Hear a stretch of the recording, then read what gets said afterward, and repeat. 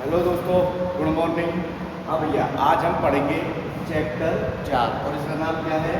द्विघात समीकरण। जिसकी अधिकतम दो घात होती है उसको क्या कहते हैं? द्विघात समीकरण कहते हैं। अधिकतम घात कितनी होती है? जिसमें अधिकतम घात कितनी हो x की अधिकतम घात कितनी हो? दो होती है, उसको क्या कहते हैं? द्विघात समीकरण। अब द्विघात समीकरण को आपने पढ़ा है। द्विघात समीकरण क्या होता है? ax square plus bx plus c equal 0। द्विघात समीकरण क्या होता है? ax square plus bx plus c बराबर 0। अब देखो, ये द्विघात समीकरण हो गया। जहां देखो ये a b c ये दिख रहा है ना आपको, तो ये यहाँ पर क्या है? जहां a b c क्या है? वास्तविक संख्या है। क्या है बेटा? वास्तविक संख्या है। अब ठीक है, वास्तविक संख्या हुई, लेकिन जो ये एक्स स्क्वायर है ना, इसका जो गुणांक है क्या? ए। ये ए कभी भी क्या नहीं होना चाहिए? 0 के बराबर नहीं होना चाहिए। अगर ये 0 के बराबर हो गया तो ये टर्म कैसी हो जाएगी?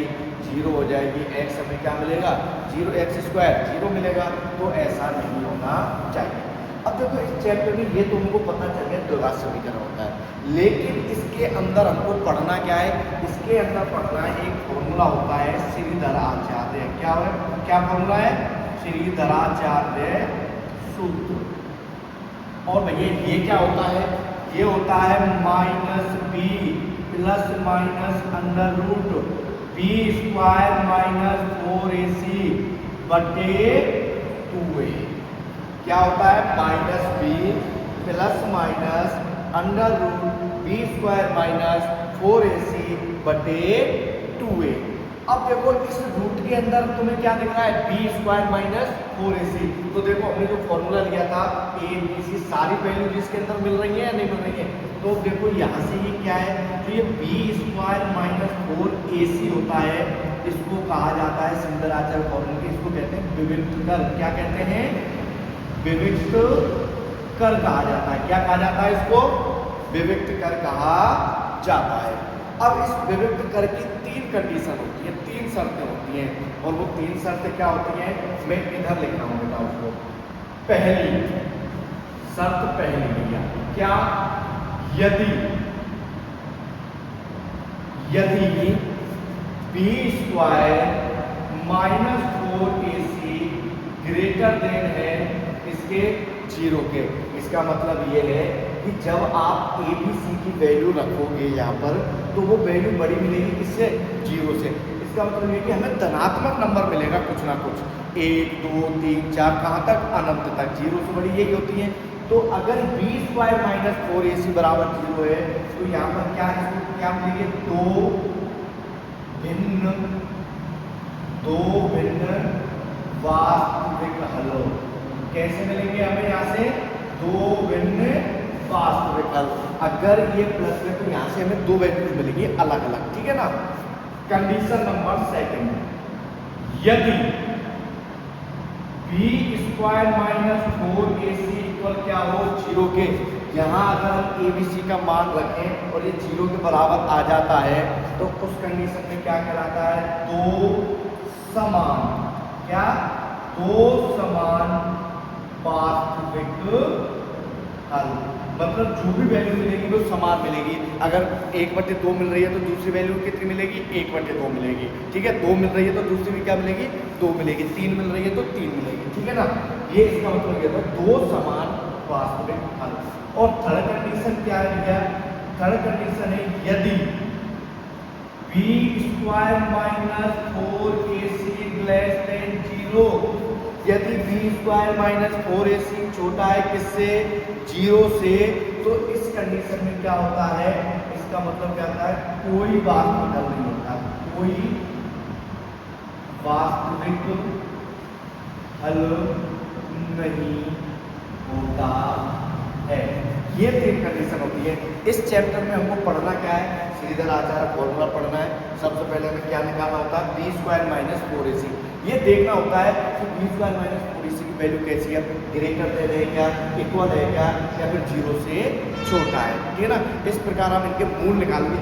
जो भी हमको ये वैल्यू मिलेगी ना उसको क्या कहा जाता है, मूल कहते हैं। किसके, द्विघात समीकरण के मूल कहते हैं। नोट कीजिए, 2 मिनट नोट हो गया। अब देखिएगा, अब हम इसके पढ़ेंगे एग्जाम्पल।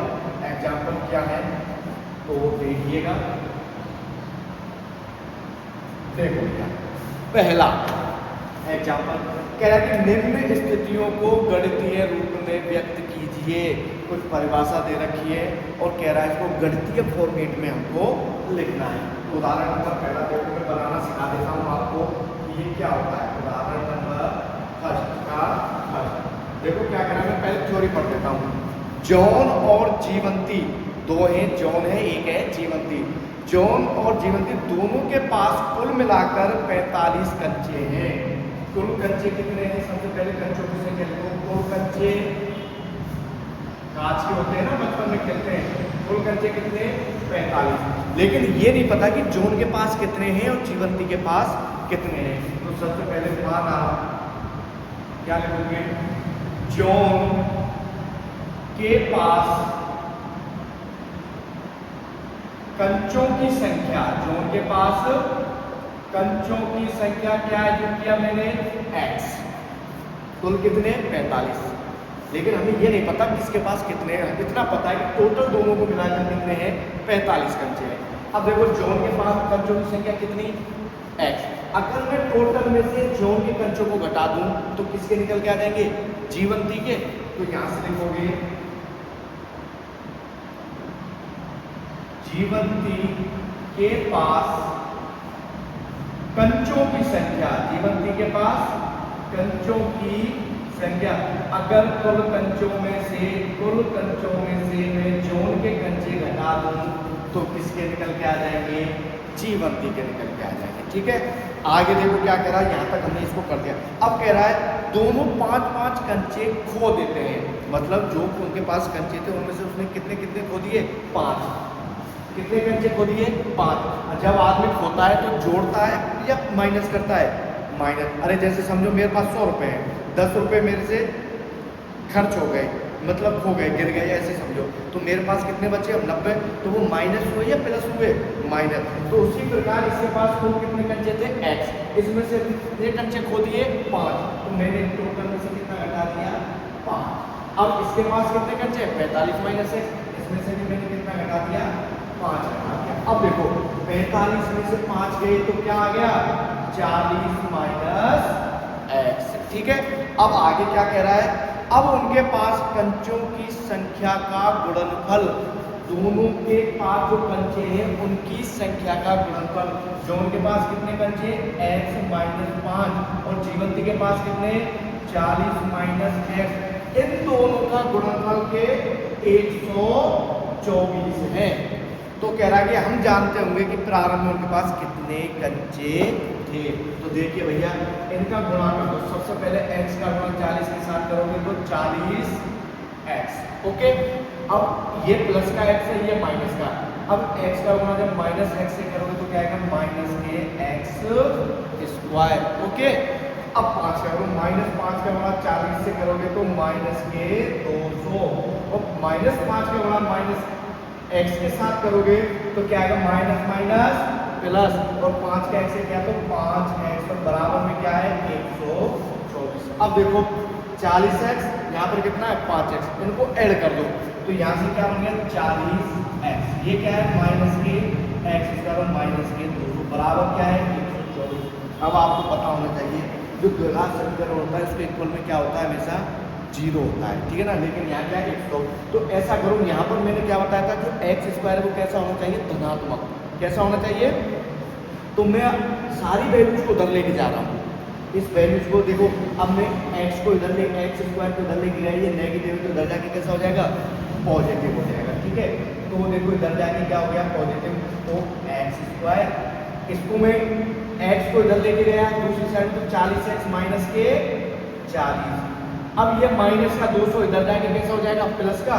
तो देखो प्लस का 200 ऑलरेडी पहले से क्या चल रहा है, 124, बराबर क्या गया, जीरो।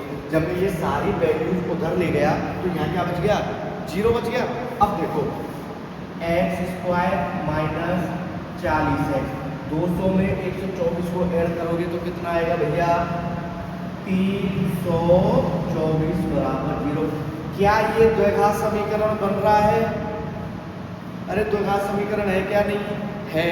अरे द्विघात समीकरण क्या था, अधिकतम पावर क्या होनी चाहिए, 2 होनी चाहिए। तो देखो अपने पास एक्स स्क्वायर माइनस 40x, अरे प्लस 324 बराबर जीरो।